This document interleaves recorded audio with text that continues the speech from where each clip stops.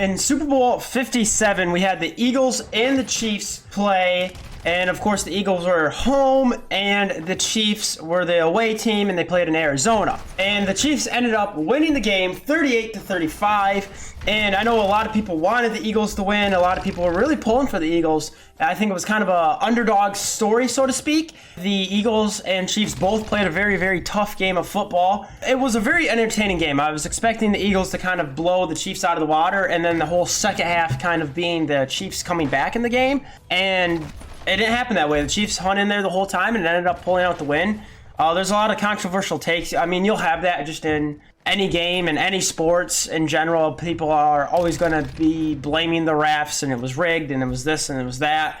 And they'll have all this speculation, and they might even come out with videos saying, oh, the refs should have called this, and they didn't, and they didn't call this, but they called that. And there's always going to be that. So to say it's just this specific game is kind of an understatement, right? It just happens in every Super Bowl. It's going to happen in any sport. It doesn't matter.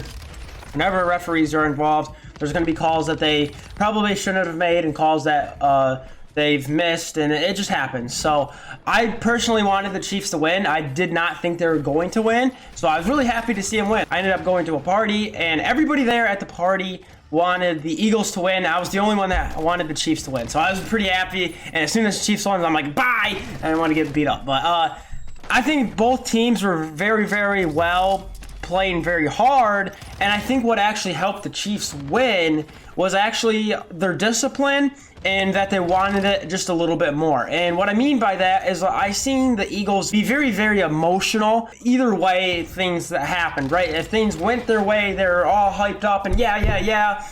And when things didn't go their way, they were all depressed. Whereas the Chiefs, even down to the last field goal when they took the lead, they know that with 8 seconds left, anything could still happen. They could return the kick to the touchdown. They could still make the Hail Mary pass. They could do those lateral passes and go all the way down the field and score a touchdown. Any of those things can happen. You see like Patrick Mahomes on the sidelines, like he goes like this, right? Like, yes, we made the field goal, but you didn't see him jumping up and down and going, okay, game over, you know? We didn't see that. And so I think it was a lot of discipline. And really, I think it boiled down to that. And the Chiefs just wanted it more.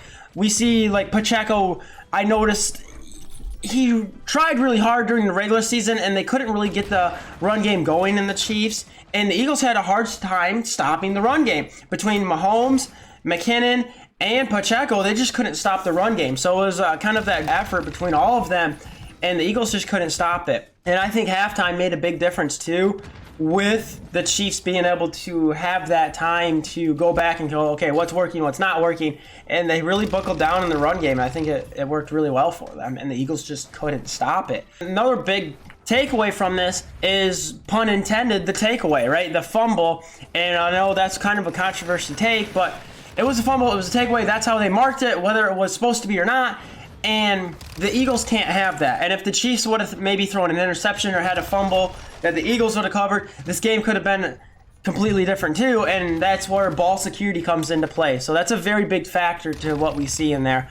Patrick Mahomes did very, very good as well, 21-27, walking away with like a 75% completion percentage in the game for a very big game against a very good team, of course, and having 3 total touchdowns and no interceptions. And Jalen Hurts was no slouch himself, going for 27 on 38 attempts, which would come out to about a 71% completion rating for 304 yards and 1 touchdown. So although he threw for a lot of yards, he did have a very great completion percentage. He did have 1 touchdown and, of course, no interceptions. So Jalen Hurts did phenomenal football himself for being a very new quarterback as well. And of course, in big games, that's when you get to see these players. How good are they really under all this pressure? And so both quarterbacks performed very, very well. It was a really great game and very entertaining, and it was exciting to watch. We do have the new Season 2 update coming on February 15th, and so I'm super excited to be that. I will be live streaming the new update. I'll, of course, going to be playing multiplayer. That's kind of my niche.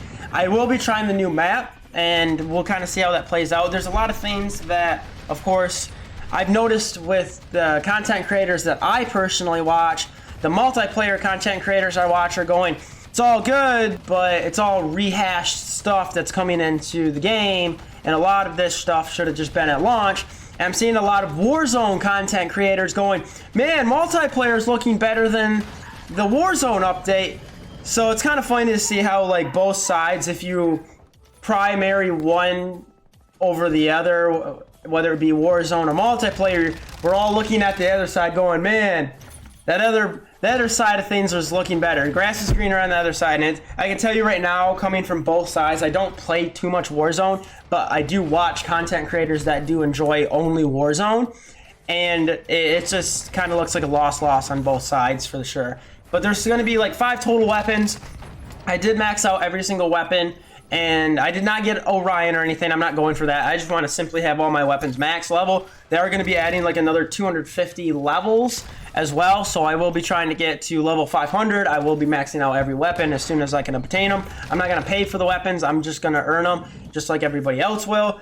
The Sons of Forest will be coming out. I think that's the name of the game. It's like supposed to be the second Forest. And I will be playing that as soon as it comes out. That's something new that I've never played, a genre I've never played. I get super scared super easily, and they have it tagged as like a horror film. So that should be pretty crazy. I think it'll be something really cool to bring to this channel. Funny story, right? So I'm at the party. I ended up deciding that it would be a good idea to smoke. It's legal. And I don't smoke too overly often. Meaning, I only smoke like maybe once or twice a year. And for whatever reason, I had the urge. I was like, you know what? I'm gonna smoke. Good idea. Well, I was just gonna take like 1 or 2 big hits, go in, eat, relax, watch the game. They failed to tell me after my first huge hit, right? Just sitting there. Was that they put wax all over it? So after 2 hits, me not being a smoker was completely wiped. Yeah, I was out for, I mean, not a long time, but I was just off in space. The very first thing I did when I got back into the house to eat was grab the entire stack of Hawaiian rolls and put them up against my face, and I thought they were a pillow. And I'm like, oh man, they're just so soft. Like, you guys gotta feel these, this is so soft. It took me forever to figure out how to Twisty works as well. Then I looked over at one of my friends, I was like, you know, if you're animated, you would be a teddy bear.